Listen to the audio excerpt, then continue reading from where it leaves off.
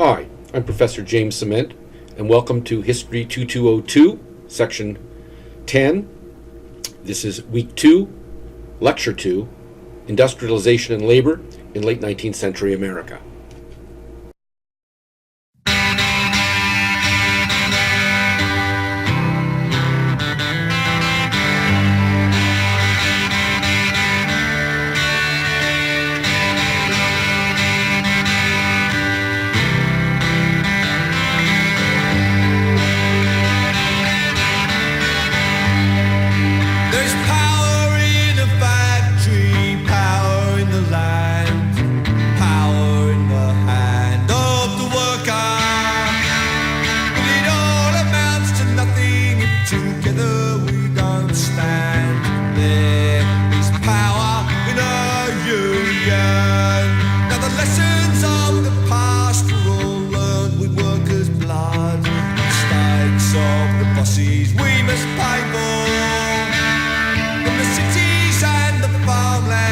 Trenches full of mud.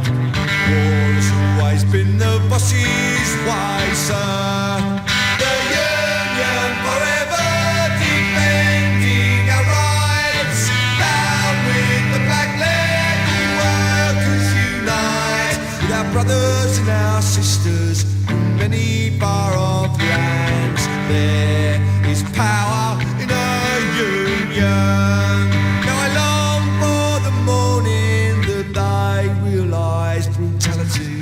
And unjust laws cannot defeat us. But who'll defend the workers who cannot organise? When the bosses send their lackeys out to cheat us. Money speaks for money that never for his own. Who comes to speak for the skin and the bone? What a comfort to the widow, a light to the child.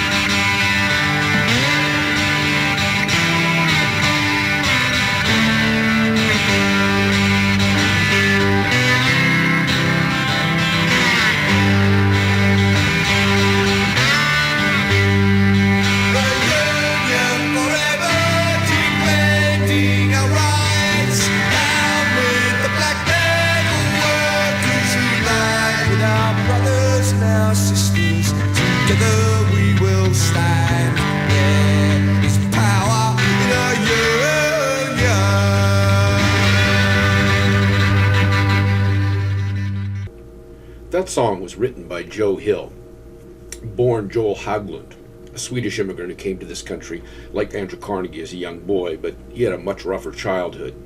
His dad died when he was 9 from a workplace injury, which pulled Joe Hill out of school and forced him to go to work.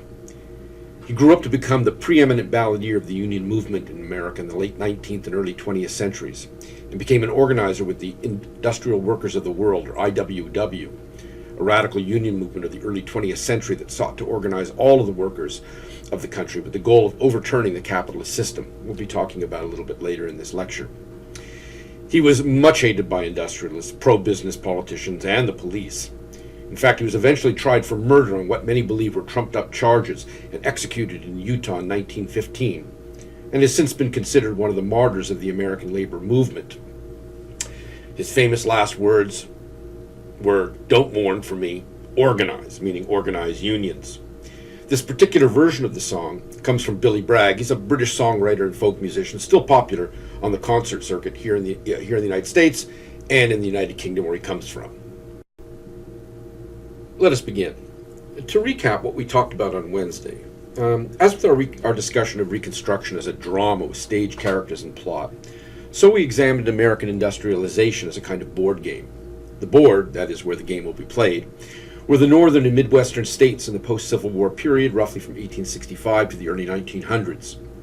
There's a dramatic increase in industry, factories, particularly steel, railroads, coal mining, new technologies and new products and new factory production techniques, huge increases in energy use, particularly coal and later oil and electricity, a vastly expanded transportation infrastructure, particularly in the form of railroads, but also steamships and steamboats, that create a huge national market, allowing for economies of scale in terms of production and the distribution of goods. A rapid expansion into the Western territories, something we'll talk about more next week, to tap mineral, timber, land, and other resources. And a rapidly expanding population available to work in factories, people coming off farms, and millions of poor and hungry immigrants from Eastern and Southern Europe, a topic we'll talk about in a couple of weeks. And with all this industrialization, a rapidly urbanizing North and Midwest, even some far-flung places like mining towns in the Intermountain West, and of course in our own lovely state of California. So that's the board. The players are two. Player number one, as we talked about, with the capitalists, those who owned the means of production, and players number two, the workers, those who basically sold their labor to the highest bidder within a free market for labor. We also discussed the referee in the game, the government, whose job it was, and is, to set the rules and then to enforce the rules. Of course, making things more complicated, the government is not exactly an independent referee, or wasn't an independent referee, and still isn't. It is being influenced by the players, and the game is not exactly fair, as we will see, because one player, the capitalists, have much more influence over the referee. And so the action of the game is that both players want to maximize their position in two critical areas: money, who is going to reap the rewards of the enormous productive wealth industrialization produces, and in the working conditions, who is going to set the terms of these to their own benefit, particularly in the areas of hours, pace of production, and health and safety conditions. Workers want shorter hours, a more reasonable pace of production, and healthy and safe working conditions. Capitalists don't want to concede on any of these things, even if it cuts into their own, especially if it cuts into their own. Who wins? Well, it's kind of a game that never ends, is it? We're still playing it. Finally, we took a look at one of the players. Player number one, the capitalist, through the lens of one of the richest and wealthiest of the capitalists of the late 19th century, and one of the most influential in terms of his presence in the public debate over industrialization. Andrew Carnegie, of course. We examined his memoir, that he was a poor immigrant, his family forced to move to America when his father, a craftsman in the textile industry of Great Britain, is replaced by factory production. Carnegie talks of his youth in his memoir. He even titles his memoir, usually uses the word apprenticeship in the title of his memoir, from that time of craft production. And he glorifies it, glorifies his early work, glorifies his years as a child laborer, thinks it built character, made him a self-reliant and industrious person. He then discusses how his talents and skills allowed him to move up the ranks of labor to a skilled position as a telegraph operator. A mentorship with Tom Scott, who discovers him, president or superintendent of the Pennsylvania Railroad. In mentioning this and discussing the fact that he had this mentor who helped him rise up the ladder, he's kind of imitating a very popular novel or series of novels for youth that were known as Horatio Alger novels after their author. A series of novels that were very popular among, as I said, young boys and teenagers in the late 19th century, which basically which were stories of young boys like Andrew Carnegie who rose up through their own wits and skill and hard work, and they always sort of had a mentor who helped them along the way. And so in this sense, Andrew Carnegie's memoir matches this very popular form of fiction in that period. Andrew Carnegie also talks how he makes the transition to becoming a capitalist when he invests wisely in the new business of sleeping car production.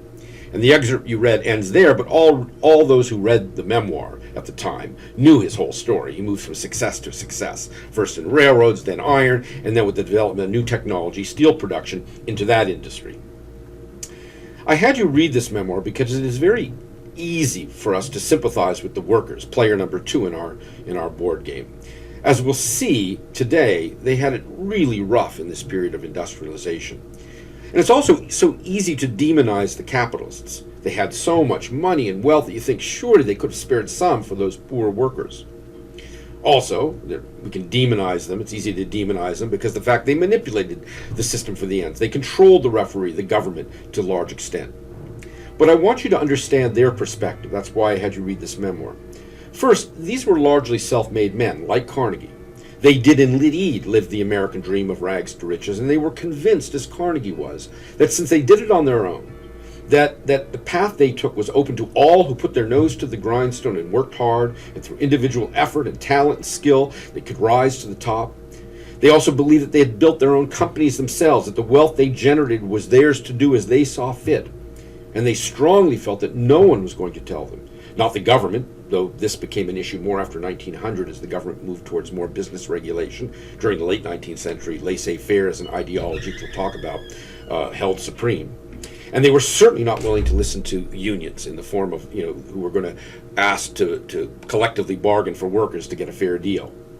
And that's where we left things. But I want to continue looking at the capitalists for just a bit more before we turn to player number 2, the workers, and look at things from his and her perspective.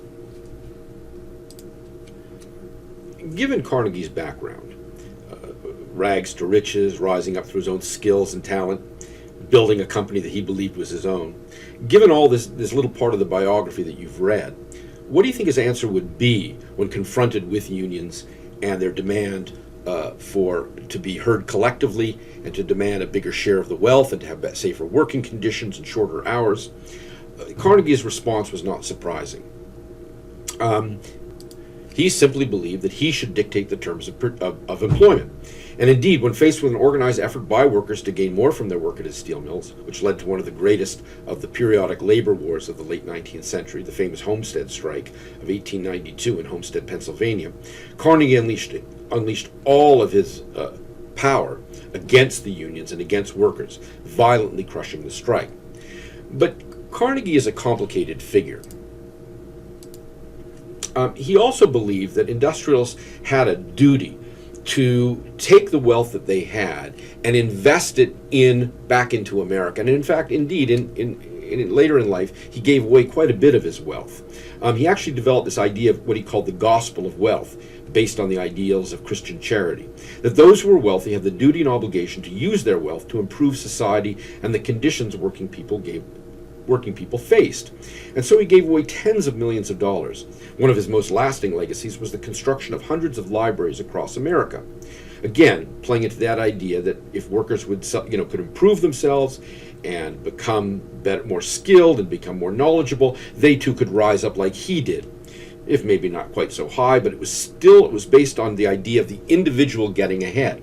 Again, the idea of collective action, of workers organizing themselves to demand better pay, better working hours, better working conditions, that he was not willing to accept. And so, as I said before, when it came time, when he was faced with a union effort to organize his steel mills and to impose upon him labor demands, he absolutely refused, and as we'll see, used whatever means that he could command, including manipulation of the government, to crush the union and crush the workers. Like many other capitalists of his day, Andrew Carnegie believed in the idea of laissez-faire capitalism and free market economics. Laissez-faire, which in a loose translation from the French means let things go as they will, advocated limiting government involvement in the economy to preventing fraud, enforcing contracts, guaranteeing individual liberty, and ensuring competition. No regulation, no government activism on the part of workers or consumers or anybody else. Another aspect of laissez-faire capitalism is that any government effort to regulate the economy only undermines economic efficiency and growth and should be avoided. The competition leads to progress, efficiency, and growth. That those who cannot compete should be allowed to fail, particularly in terms of businesses.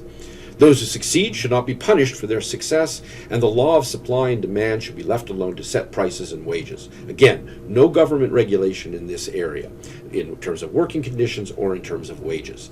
That was the laissez-faire capitalism ideal of the late 19th. Harsh as that laissez-faire capitalism ideology sounds, tough love as that sounds, there was another prevailing ideology among the rich and powerful industrialists of that day that was even harsher in a way: social Darwinism. So what was social Darwinism? It was based, of course, on the ideas and the principles of Charles Darwin, Origin of Species, survival of the fittest in nature. And the idea here was that this survival of the fittest, this struggle of the jungle, could be applied to human society as well. And the idea here was that the rich and the powerful are the way they are because they are better in the competition of life, in the struggle for survival. Those who rise to the top become dominant, and they do so because they are better than the rest of us. They work harder, they're more talented, they're more skilled, and whatever other attributes led to their success. And corollary to this is to help those who are at the bottom is to underline the natural order of things, and so it's counterproductive and it goes against the market economy, which was seen as the natural order of supply and demand. So it was against nature. It was going to undermine society to help the poor. And to answer the rhetorical question in his most famous book, by the way, this idea was best advocated by Harvard professor William Graham Sumner, shown here. To answer the rhetorical question of the title of his most famous work on the subject, what social classes owe to each other, the answer, of course, is nothing. That the rich owe nothing to the poor, and to even help the poor out, to help the less fit get ahead, would be to undermine the natural social order of things. Now, Andrew Carnegie was not so much a disciple of this idea. He had drunk deep from the well of Christian charity and believed in helping the poor rise up. But this social Darwinist idea was quite prevalent in 19th century America. It would also later be applied, as we'll see in a couple of weeks, to the question of immigration. And it was applied to immigration by sort of saying that, do we want these inferior races like Italians and Jews coming into this country and undermining the natural order of things here in this country and bringing in unfit people into this country. It would also be applied when America began to expand and create an empire abroad, in the sense of, it is the duty and the obligation of the more powerful nations to rule over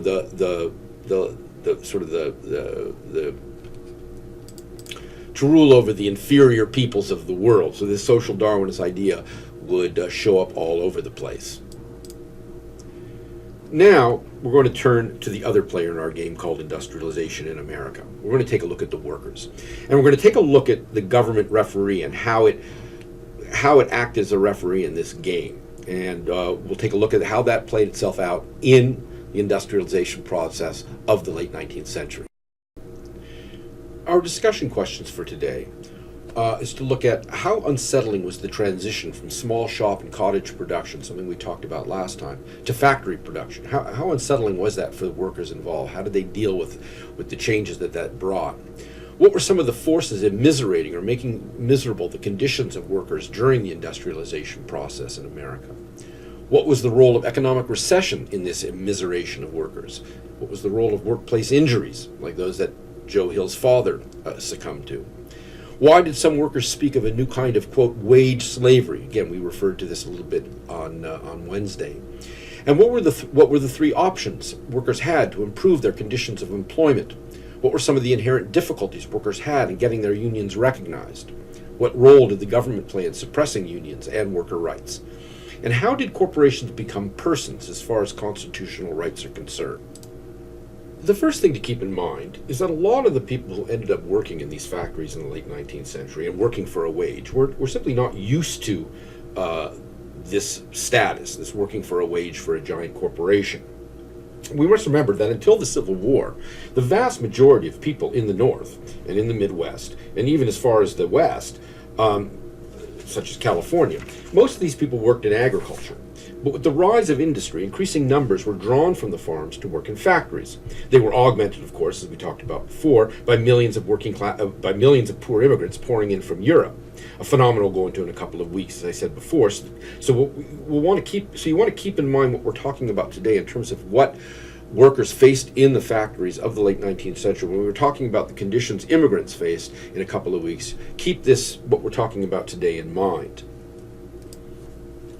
And the old model of manufacturing of the pre-industrial era, of people making things by hand, which involved a small portion of the American population, was being undermined by industrialization. We saw an example of this with Carnegie's father, though it took place in Scotland. The same process occurred here. The old model of being a semi-independent, autonomous worker who worked in a small workshop under a master craftsman who might work on his own, working in these small shops under a master craftsman who was essentially your employer, who you knew and worked with intimately, might live with. A model of capitalism that allowed for someone to move from apprentice to journey worker status to master, from worker to small capitalist.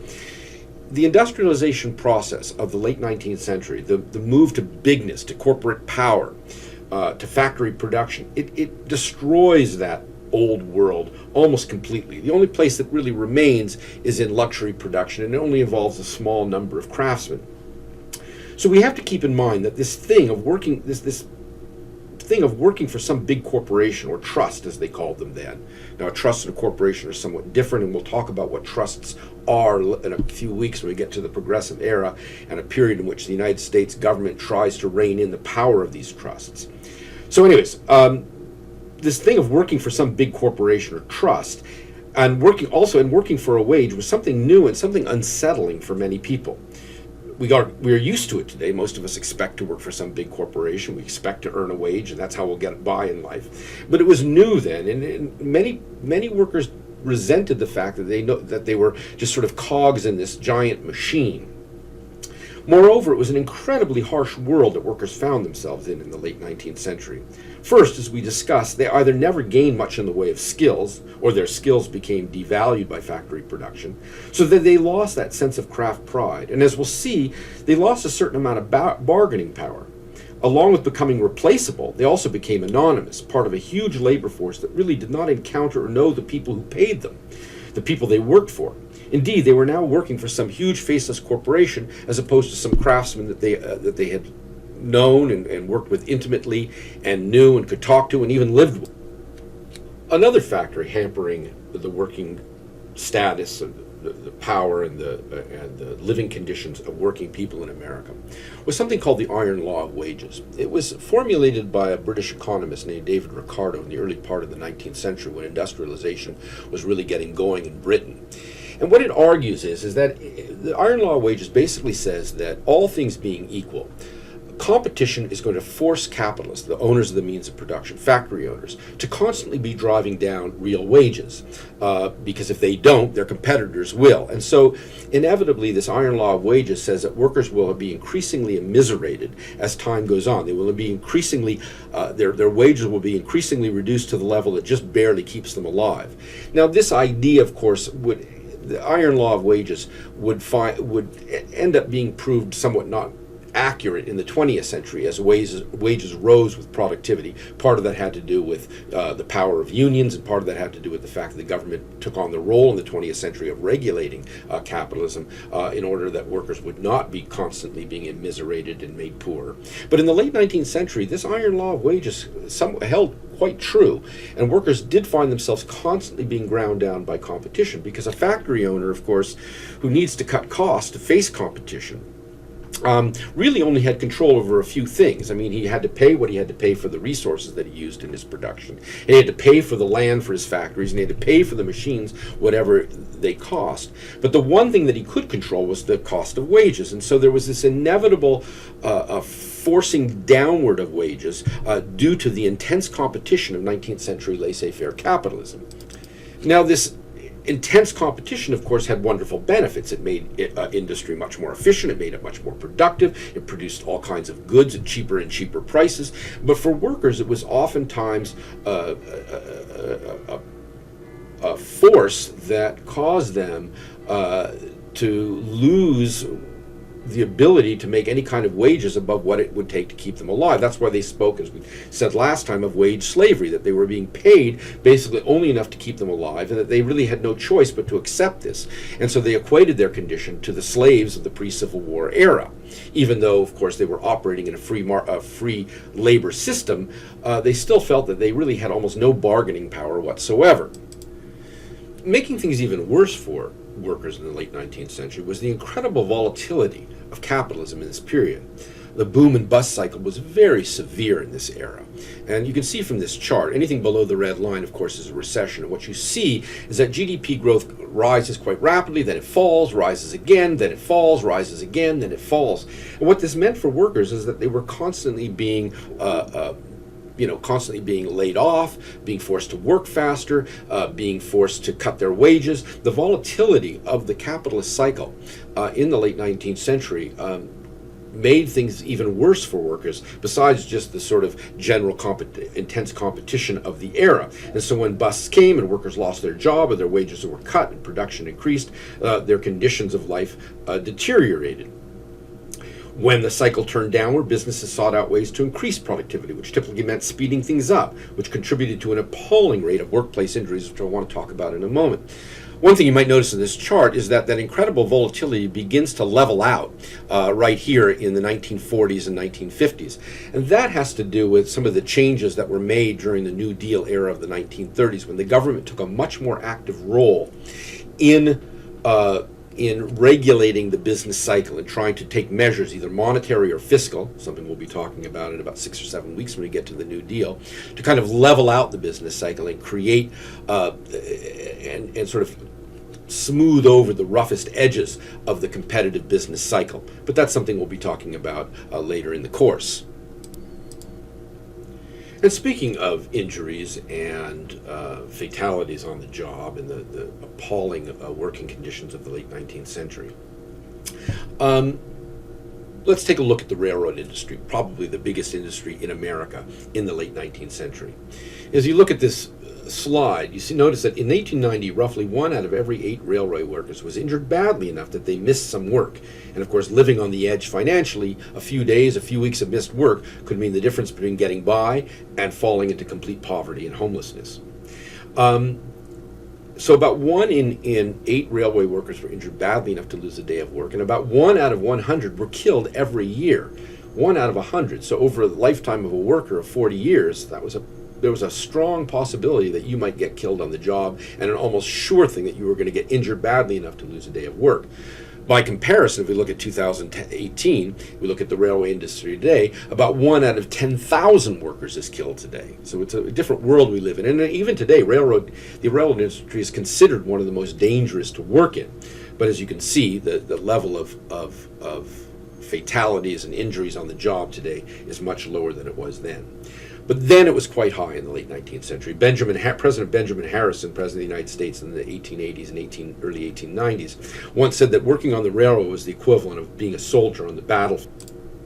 Moreover, industry in the 19th century operated under the legal idea of contributory negligence. I think we may have talked about this before, but if not, let me go into it. If the worker had contributory negligence was a legal principle that said basically if the worker had played any role in the accident, maybe because he was being worked super hard, super long hours, because the owner of the railroad, for example, was trying to cut costs due to competition, or because the economy had plunged into a recession. Even if the worker had played, if the worker had played any role in the accident whatsoever, because maybe he got sleepy after working 3, 12, 14-hour shifts in a row, and even if the company was largely at fault, had not put in the proper safety equipment or whatever, or was working the trains too fast, or working the workers too long and too hard, basically, if the worker contributed, if the company could prove the worker had done anything to contribute to this, then the worker was not entitled to any compensation for the accident.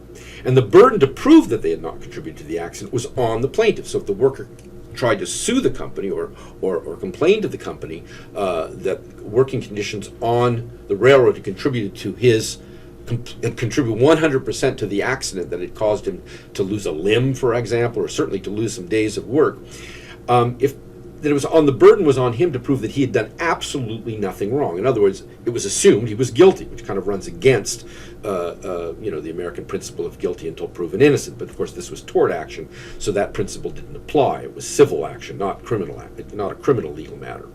In addition, there was what's called the fellow servant rule that stated that if the accident that the worker suffered was caused by another employee, the company was not liable.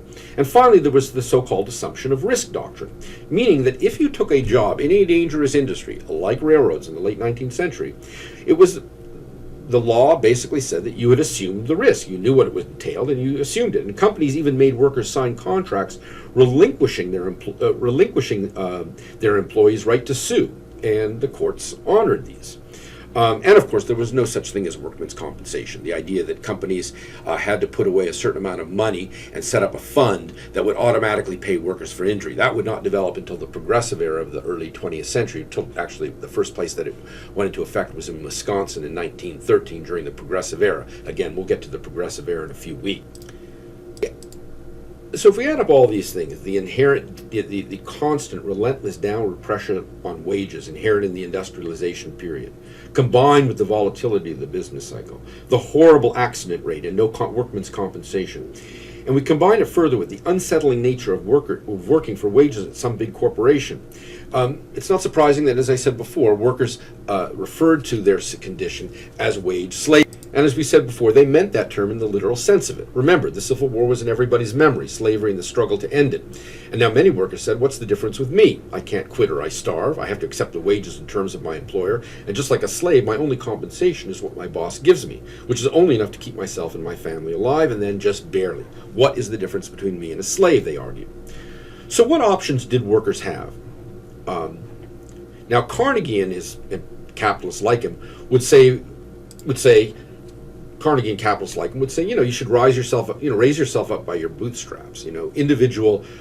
Take individual action to improve your conditions, educate yourself, become skilled, maybe find your way out of this system on an individual basis. I did it, Carnegie said. Other capitalists said that they had done it, so why couldn't all these other workers do it themselves? But the truth of the matter was that that individual approach proved not to be that successful of an option for many workers. It just was not possible to rise into the level of a wealthy capitalist or even a skilled worker in the age of industrialization, the relentless fall of wages, the fact that there was no more room for skilled workers in the industrial process. And so workers saw themselves as being crushed by the capitalist system, personified here in this cartoon from the popular humor magazine Puck of the late 19th and early 20th centuries. You can see some of the leading capitalists of the day sort of sitting on top of the millions that they have earned, crushing down on the shoulders and backs of working men of America. So what options did workers have besides the sort of individualist approach that Carnegie and others like him advocated? And it was advocated in the novels, those popular young adult fiction novels of Horatio Alger of the late 19th century. What options did workers have to improve their conditions? One option for workers was political action. Now I begin here with an organization called the Populist Party, something we talked about. We were talking about the rise of Jim Crow in the South. But as I had mentioned at that time, the Populist Party was also a major political movement in the West. Now it was primarily a political party and a political movement of farmers. And it had a number of in its agenda had a number of radical actions that it wanted the government to take. First of all, it wanted to develop what they called a sub-treasury plan. The government would buy crops at subsidized rates to help farmers. They wanted a graduated income tax to reduce economic inequality. They wanted railroads to be nationalized.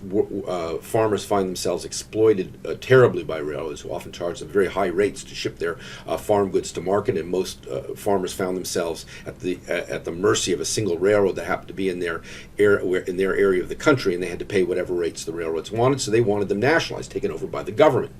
They also wanted things like the direct election of senators. They wanted things like propositions on the ballot, referendum on the ballot, like we have here in California, to allow for direct democracy, to get around the fact that, as many farmers felt, that big businesses and railroads controlled the legislatures of many states. They wanted to have direct democracy, so that voters themselves could put new laws into effect. And perhaps most importantly, they wanted to change the money system in America. And we'll talk all about this in a few weeks, or next week, I should say, when we talk about the transformation of the American West. But in terms of the monetization, basically they wanted to monetize silver, to use silver as the basis for money and not just gold, as was the case in the late 19th century, in order to create more money, which would help farmers and any other debtors in society, because if you can increase the money supply, the value of money goes down, and the burden of paying back debts is eased somewhat.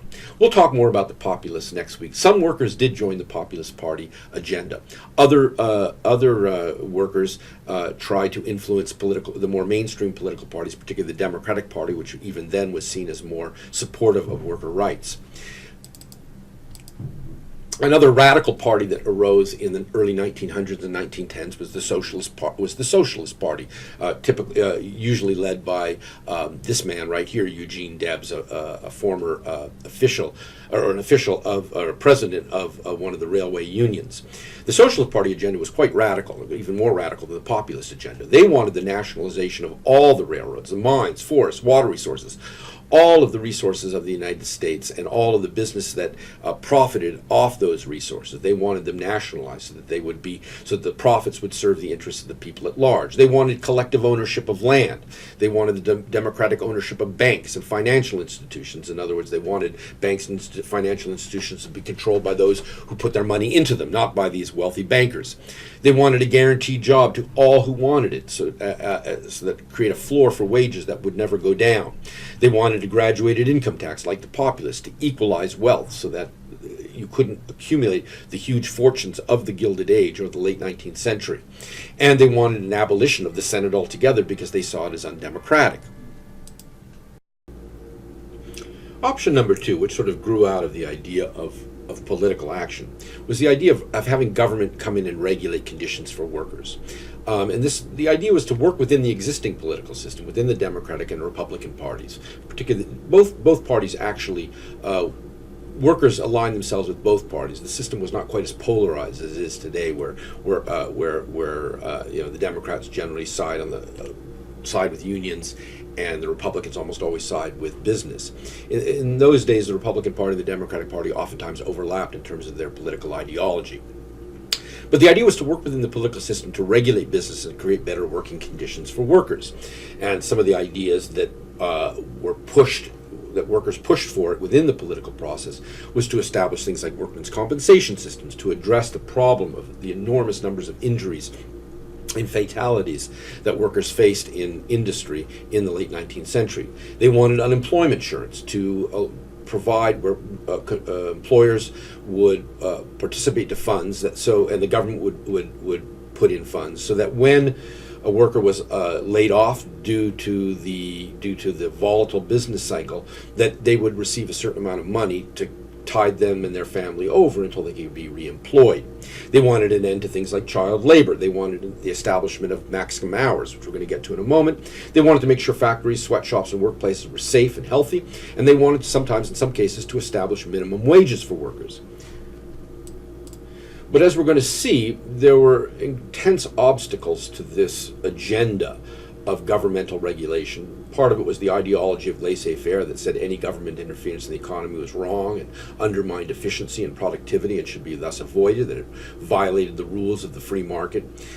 And so it took much heavy lifting by workers and by sympathetic sort of liberal middle-class voters to try to put into place some of this government regulation. We'll see some of it go into effect in the early 20th century in the progressive era, which we'll talk about in a few weeks. But there was also legal obstacles to government regulation because there were legal principles that were based on the idea of laissez-faire, that any kind of government interference in the economy was to interfere within the liberties and free rights of both businesses and workers to engage in any kind of employment contract that they saw fit, that if the government regulated things like hours, it was undermining people's freedom. And one of the key cases in this was the Lochner v. New York decision of 1905, the U.S. Supreme Court decision, which I had you read. And we're going to examine that right now. So what was the background, the facts of the case in the Lochner decision? So it goes back to 1895, 10 years before the decision was made. In 1895, the state of New York, then as now, a progressive state where many voters were coming to believe the government did have a role in smoothing over the worst aspects of capitalism. They passed a law limiting the hours of work that workers could engage in commercial bakeries, and they limited it to 10 hours a day. At the time, it was argued that this was the right thing to do for workers, but also for consumers. It was argued that the workers who were tired and overworked were less likely to be conscientious and careful, and the baked products coming out of these commercial bakeries might include harmful substances for consumers because the workers were so tired and exhausted that they couldn't practice safe production practices. Remember, along with the change of industrialization brought to workers, it also brought to consumers. In other words, while workers were working for these giant corporations and had become sort of anonymous cogs in these giant production machines called factories, it was increasingly becoming the fact that most consumers were no longer were knowledgeable about the products that they were consuming. In other words, they were also coming from these products, like food products, were coming from these big companies, these big businesses, and consumers had no idea what the conditions there were. They had to accept the products as they were, and many consumers, I should say, came to sort of doubt were the products that they were consuming, in particular the food products they were consuming, were they safe? Because they had no idea. It was one thing when you bought your bread from a small little from the corner bakery, and you knew the baker and you knew what that the bread he produced was healthy and safe, or the meats at the local butcher shop. But did you really know what was going on in these big bakeries, these big commercial bakeries? Did you really know what was going on at these meat packing plants? And so this idea of regulating business to protect consumers would become a big issue in the early 20th century, as we're going to see again when we talk about the Progressive Era in a few weeks. So now we get to the specific facts of this case. So there was a commercial bakery in some upstate New York City that was owned by a guy named John Lochner, the plaintiff in this case. And he gets convicted of violating the 10-hour workday law, and he is fined. So he appeals, and his case eventually comes before the Supreme Court. And what do they rule? And so what do they rule? They rule that the law is unconstitutional. Lochner wins, and the law is thrown out. And what do the justices offer in the way of argument? They say it is freedom of contract, which says, look, we fought a civil war to end formal slavery. Every man is free now. They are equal under the law, and one of those freedoms is to make contracts, employment contracts, in terms they see fit. The workers are free to make a contract on terms they want, and the capitalists are free to make a contract on the terms that they want. It's a free country, as we used to like to say as kids when we were confronted by our teachers or parents. And each side comes together to negotiate as free individuals. If the government comes in, just the Supreme Court justices rule, and sets the terms, it is denying everybody their freedom to forge contracts, in this case the employment contract that they desire. But of course there's a flaw in this logic that we can see, and what is it? Basically, the question is, does the lowly worker with no skills or worthless skills, no ability to negotiate the terms of his employment, really have equality in dealing with an employer, particularly a really large employer, somebody like Carnegie?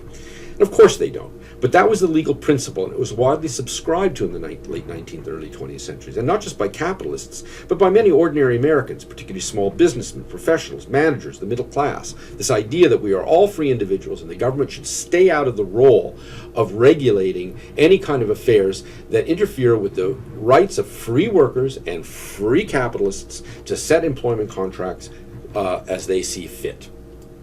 And so the condition of workers becomes sort of secondary to this idea, this pure abstract idea of freedom, even though in the reality of the world, the real world out there that many of these justices were sometimes blind to, was that that it was not a free worker negotiating with a free capitalist. The worker was desperate for work, and he had to go to the capitalist for employment so he could get wages that he could use to support himself and his family. And so that this idea of everybody being free individuals coming together and freely negotiating contracts was really a fiction, a legal fiction. Which leads to the third option for workers, and the one we're going to talk about for the rest of this lecture, and that is to unionize. So the idea was like this.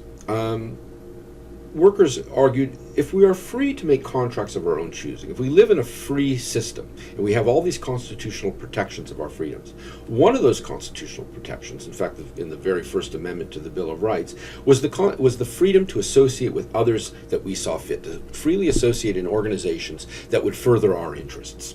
So they argued, let us establish worker organizations that can go up against the capitalists and negotiate on equal terms. In other words, an individual worker going up against a capitalist who controls huge amounts of wealth is not a fair negotiation. Workers need to band together so that they can bargain collectively through their representatives, through their union, to get a better deal from capitalists, to get, as we talked about at the very beginning in that board game analogy, to get a bigger cut of the wealth that industrialization is producing, and to get more control over the working conditions in which wages are earned. So the third reading for this week that I had you do was this piece. Basically, it's the transcript of a speech that Samuel Gompers gave at a union convention in 1890. And it's called "What Does the Working Man Want?" Samuel Gompers, by the way, was another immigrant worker. He came from England. He was by trade, by craft, he was a cigar maker. And he rose up through the ranks of the Cigar Makers Union, become president of the Cigar Makers Union. And in 1886, he became the founder of the American Federation of Labor, which is still in existence, of course, as part of the AFL-CIO, the American Federation of Labor, Congress of Industrial Organizations. In fact, if you have parents who are union members, I myself, as a member of the California Faculty Association, am part of the American Federation of Labor. Now, in this article, of course, he's arguing for the benefits of an 8-hour day, which was probably the leading labor movement's cause of the late 19th and early 20th centuries, to limit the working day to 8 hours. And in the article, he makes a lot of arguments for the 8-hour day, that it is more economically efficient, that it makes workers better people, that it's good for America, good for the American economy, and all that sort of thing. But what's also important to think about in this article is what's implicit in the article. In other words, not what exactly he says, but what he's implying. And that is, what he was implying as the head of the American Federation of Labor, is that the way to the 8-hour day is not necessarily through government action. It's not necessarily through politics. And in fact, Gompers was always very suspicious of workers trying to seek change in terms of the distribution of wealth through higher wages and better working conditions. He was always suspicious of going through the political system because, for one thing, he felt that the political system was biased against workers, for one thing, and in that sense he was quite correct. And the other thing that he argued was that the system, that anything that politicians gave to workers could also be taken away from them. So he advocated worker action, worker organizing, worker collective bargaining to get things done. It should be up to workers to get the gains that they want through their own organizations, to not be reliant on politicians, to do it through organizing and to do it through whatever means necessary to achieve the ends they wanted to achieve on their own. And that way nobody could take them away from them, because if anybody tried, the workers were organized and could fight back. Whereas within the political system, the powerful players in the political system, those with money who could buy legislatures and buy senators and buy congressmen, could ultimately undo any gains that workers made. Now, it's interesting to note that the American Federation of Labor and which Gompers helped to organize, and the Cigar Makers Union from which he came, basically emphasized skilled labor trades. And so much of the early American Federation of Labor involved those workers who had skills that were still of value, like cigar makers. It took a long time to learn how to become a skilled cigar maker. It became a long time to learn how to become a skilled iron worker, building those new skyscrapers that were rising up in cities around the United States. It took a long time to become a skilled locomotive engineer. And so the American Federation of Labor focused on skilled trades, where the workers had a sense of solidarity because they had a craft that they were all proud of, and because by withdrawing their labor, they could, in other words, by saying, if you don't give us what we want, we will withdraw our labor, and good luck finding a replacement. That's why these skilled crafts were much more easy to organize. The problem is how do you organize the mass industries, the things like the steel mills and the coal mines and the railroads, where the workers can be easily replaced because they're basically semi-skilled or unskilled, and a new worker can be trained quite quickly. And there's this huge pool of new workers in the form of immigrants and people coming from farms, and especially during economic downturns when capitalists are squeezing labor, and oftentimes when strikes happen, it would be very easy because there were all these unemployed people out there that you could replace them with. So that was the fundamental problem that workers faced in terms of organizing unions in the 19th century, to try to collectively bargain to get more of the gains that industrialization had created and to create better working conditions.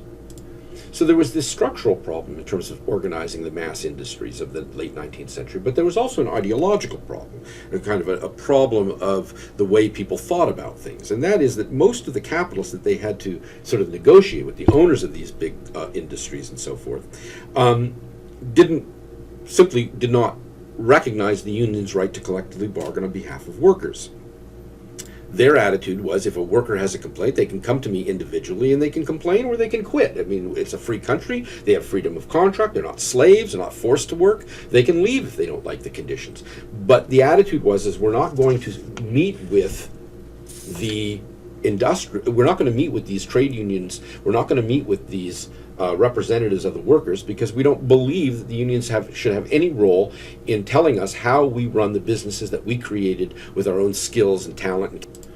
And so to illustrate this dynamic of recalcitrant capitalists and workers who are trying to organize unions and then use them to collectively bargain for better wages and better working conditions, I want to use an example of perhaps one of the biggest strikes and one of the biggest industrial actions of the late 19th century, and that would be the Homestead strike, the Homestead Steel Strike at Carnegie Steel Company in Homestead, Pennsylvania in 1892.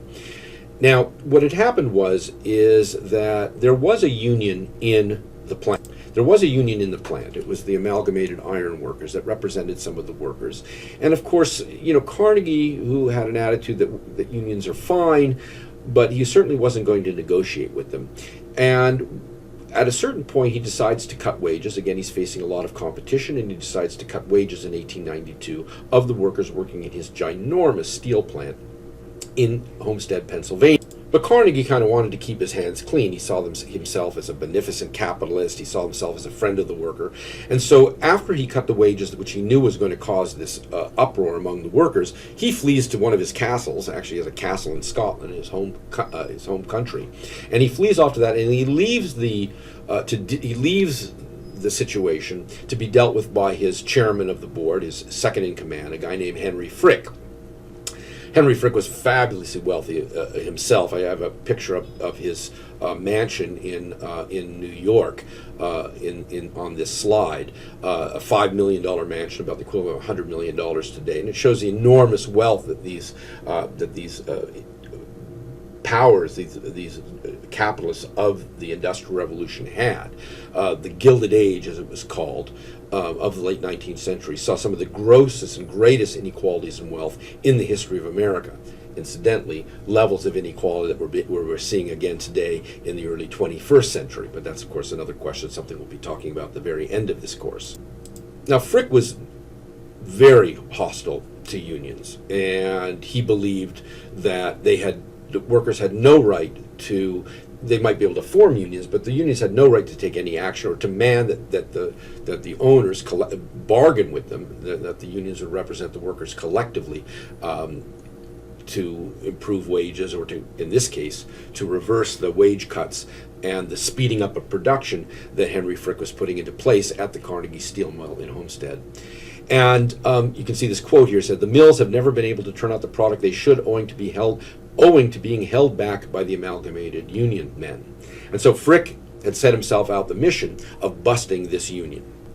And so after cutting the wages of workers, and after speeding up production, the workers at the Carnegie Steel Company go to work one day, and they've organized this union, and they're demanding that Frick collectively bargain with them, and they're making all kinds of noises about how they're going to go out and strike. And Frick decides to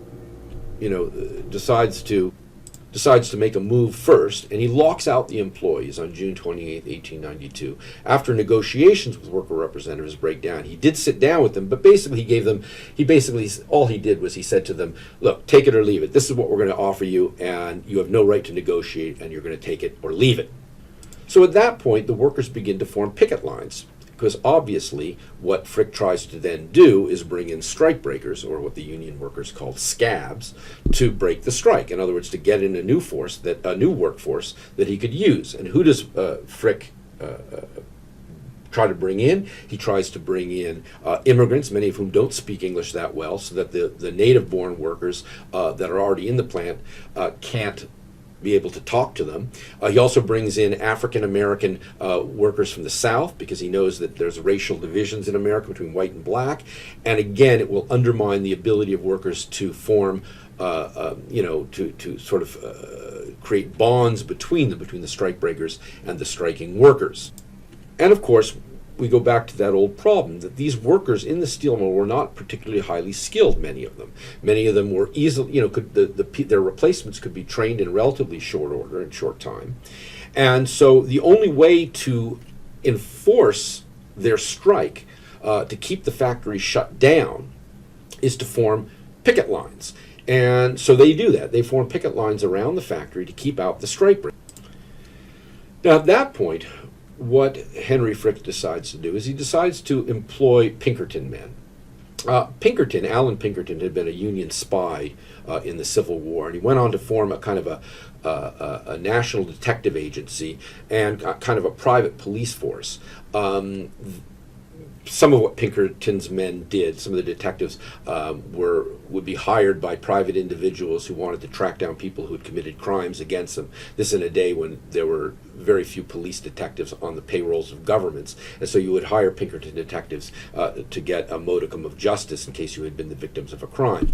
But what Pinkerton had also done is he also created these private police forces that industrialists could hire in order to break strikes, and that's exactly what Frick does. He hires the Pinkerton men. They come into Homestead in early July of 1892, right up and including the 4th of July that. And they come in to basically defend the strikebreakers' right to enter the factory. And again, the attitude of the day was that they had, that a factory owner had the right to bring in a workforce, that the union had no right to stop. But that's exactly what the union men do. Many of them are armed, many of them were veterans of the Civil War, knew how to use a gun. And so when the Pinkerton, they bring in this barge to kind of try to break the picket line via the river, the Allegheny River that ran by the Homestead steel mill, the workers open fire on them. And each side even employs cannons against each other. And so you have what is called the Battle of Homestead of July 6, 1892. And this was an extreme example of the enormous industrial violence that America underwent in the late 19th century as it industrialized, and as workers tried to organize into unions to try to improve their working conditions and their wages, and were met by recalcitrant capitalists who wanted to have nothing to do with these unions, and oftentimes it led to this kind of violence. There were many strikes, violent strikes in the late 19th century. This kind of industrial warfare. There was a great railway strike in 1877 and smaller versions of violence. There was the Pullman sleeping car manufacturers strike in 1894. These were very, very violent as striking workers tried to combat Pinkerton men and government forces and tried to keep strikebreakers out of the factory. In fact, there was so much violence in the late 19th century that many Americans talked about the coming of a new civil war to kind of mirror the civil war that had been fought just 30 years earlier, 25 years earlier, between the North and the South. But this time it would be between capitalists and workers. Now, in the case of the Homestead strike, the workers actually were successful in driving off the Pinkerton men. At that point, Frick appeals to the government of Pennsylvania. He appeals to the government of Pennsylvania, and he asks them to send in the militia come in, but many of the militiamen are reluctant to fire on the strikers because many of the militiamen come from that same community, and they don't want to shoot on their own sometimes in some cases their own family members, but certainly their own neighbors and community members. And so at that point, Frick appeals to the federal government, and the Benjamin Harrison, the same president, of course, who had talked about working on the railroads as being as dangerous as a soldier going into battle, he agrees with Frick that the unions have no right to keep out strikebreakers. In other words, it's this freedom of contract idea, this freedom of labor idea, that strikebreakers have a right to work, capitalists have a right to bring them in, and the unions are trying to stop them, and they're basically acting in restraint of free trade. And so on July 12th, the federal troops arrive, and they do successfully break up the Homestead strike on behalf of Frick and the union, the Amalgamated Iron Workers Union, and its representation in the factory at Homestead is completely destroyed. Now, this problem of strikebreakers was also addressed by another union idea of the late 19th and early 20th centuries, and that was the idea of creating one giant union that would represent all workers. In other words, if we could organize all working people in the United States into one big organization, then they could prevent this problem of strikebreakers, because everybody would be in solidarity with everybody else and nobody would dare cross anybody else's picket line. And the first effort to do this was the Knights of Labor in the 1880s. And as you can see here from this slide, their motto is that is the most perfect government in which an injury to one is the concern of all. So the Knights of Labor tried to do this, but they faced problems, as we're going to talk about. Another effort to create one big union for all workers in America was the IWW, the Industrial Workers of the World, which was much more radical than the Knights of Labor had been, and they rose up in the early 1900s. They tried to use direct action, overwhelm the system with protests, and grind down sort of the government's ability to resist unionization, grind down the ability for capitalists to ignore unionized labor and their demands, that the system become more equitable for workers. Oftentimes what they would do is they would send out, if there was a strike in a given area, they would send out a call to members from all over the country, would flood into a town and start speaking on street corners, and they would of course be arrested and put in jail because they were illegally holding assemblies. And then what would happen is they'd send more people, and ultimately the jails would fill up. And this, of course, angered very much corporate and government officials. And ultimately, the IWW would be destroyed when it opposed America's entry into World War I, and they were cracked down on as subversives and people undermining the American war effort. But these big unions faced a bigger problem, and that was that it's very hard to organize all workers. It's very hard to get them into these giant organizations because many workers are desperate. They need to make money, and honoring a picket line is hard for them to do when you're facing a hungry children and a hungry family that you need to feed. So you're going to cross that picket line. And so it was very difficult to organize these giant, sort of these one big union ideas. Oftentimes failed in the 19th century. So what generally happened was unions chose a much more selective approach. We talked about with the American Federation of Labor, they would oftentimes organize a particular craft where there were a lot of skilled workers, where they could create that sense of solidarity, and they could also be more effective in terms of striking because it was harder to replace them. Now, you have to remember, in the late 19th century, as in throughout all American history, unions are perfectly legal. In the Bill of, as we said before, in the Bill of Rights, in the very first amendment to the Bill of Rights, the right to freedom of assembly, freedom of association is guaranteed by the Constitution. But while unions were legal in 19th century America, what they did was not. And to give you an example of the problems that unions face, in 1890, the federal government passed what was called the Sherman Antitrust Act. Now, the Sherman Antitrust Act, and we'll go into a little bit more when we talk about the Progressive Era in a couple of weeks, but the Sherman Antitrust Act was a law passed by the federal government that basically tried to rein in the power of these giant trusts and corporations. What was happening was some of these giant trusts and corporations were undermining smaller competition. They were using all kinds of tactics, underselling, underbidding, trying to get suppliers to not provide resources to their competitors. They were engaging in all kinds of anti-competitive practice. And so what the government ruled was that they were undermining capitalism because they were acting in anti-competitive ways, and that the government needed to step in to try to create a level playing field so that businesses could compete with one another. And so they passed this act that basically said that when businesses engaged in anti-competitive behavior, that they were basically undermining another company's freedom to do business. And so they passed this Sherman Antitrust Act. But for the first 10 or so years, the first 20 years of this act being passed, the law was not generally employed against big companies that were engaging in anti-competitive practices. For example, against Rockefeller Standard of Oil, which would be one of the biggest companies and first companies to be busted under the law, but that was not to come until 1911. But for the most part, the Sherman Antitrust Act was utilized against unions, because basically what the Sherman Antitrust Act said was you can't have a conspiracy, in this case a conspiracy of a trust basically being a collection of companies all being operated by one board of directors, that this was a conspiracy in restraint of free trade. But what government officials did on behalf of many capitalists that were facing striking workers and facing union organizations in the late 19th century was what they would argue is that what the unions were engaging in by putting up picket lines around factories and denying factories and industrialists the right to bring in strikebreakers, to bring in workers to conduct their business, that the unions themselves were engaging in anti-competitive behavior, that they were forming a conspiracy and restraint of free trade, and they were violating the Sherman Antitrust Act. And the Sherman Antitrust Act allowed for the government to either jail people who were involved in this kind of anti-competitive activity, and they did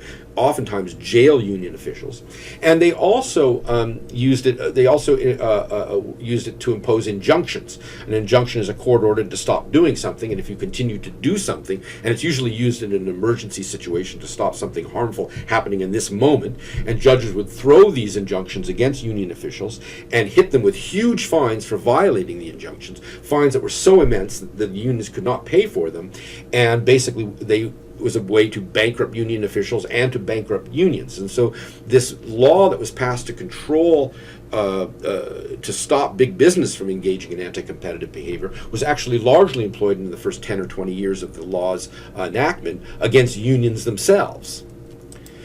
In other words, what they were saying was that these corporations were being denied their freedom to engage in business as they saw fit. That these corporations have rights under the Constitution to do business as they see fit. Now, you might say to myself, well, isn't the Constitution only apply to the rights of individuals, to the rights of people? Corporations are not people, right? They're institutions. But what happened is in the late 19th century, in a series of decisions, the most notable of which is, I show here, is the Santa Clara County versus Southern Pacific Railroad, Santa Clara County here in California, and Southern Pacific Railroad. In 1886, the Supreme Court ruled that a private corporation was a natural person, entitled to the same rights and protections as human beings under the Bill of Rights. And so, in other words, what this decision did, and other decisions like it, was it basically declared that corporations were a person. And because corporations were a person, they had all the constitutional protections that a person has, all the protections offered by the Bill of Rights. That in fact, if we go back to the 14th Amendment, which was passed to enhance the rights of the freed persons back in Reconstruction times, that those same protections that were offered to freed persons to guarantee them the right to citizenship, to due process of law, to equality before the law, to be treated as equal citizens, that this idea of the 14th Amendment also applied to corporations. And it's a sort of sad story of the late 19th century that the same Supreme Court that is whittling back, as we talked about during Reconstruction, the application of the 14th Amendment to the rights of freed persons, even as they're doing that and narrowing what freed persons' rights are protected under the 14th Amendment. At the same time, you find that the Supreme Court, which is of course, a pro-business court at the time, is expanding the rights of corporations under the 14th Amendment as persons. And that sort of concludes the lecture on the 19th century industrialization process and the struggle between workers and capitalists for control of wages and control of working conditions, and more importantly, just for to define how capitalism will work in America and how the American political system will respond to this enormous power and wealth that these corporations are generating. But as we'll see in the next few weeks, maybe not next week, but in a couple of weeks from now, these basic ideas of corporate power and freedom of contract and all this sort of stuff that hampered workers' rights to organize and hampered the government's ability to regulate business. This would, in the first 40 years of the 20th century, what we're going to see is a dramatic shift towards an approach that said, you know what, government does have the right to regulate businesses. There are limits on the rights that businesses have, and that workers have the right to organize. And all of this will be developed over the first 40 years of the 20th century. But that's something we'll be talking about in later weeks in the course when we get to the Progressive Era and the New Deal. So we'll see you again on Monday. And we'll be talking about, at that point, the transformation of the American West. So please do the reading, and there will be a quiz on Monday on week 3 readings.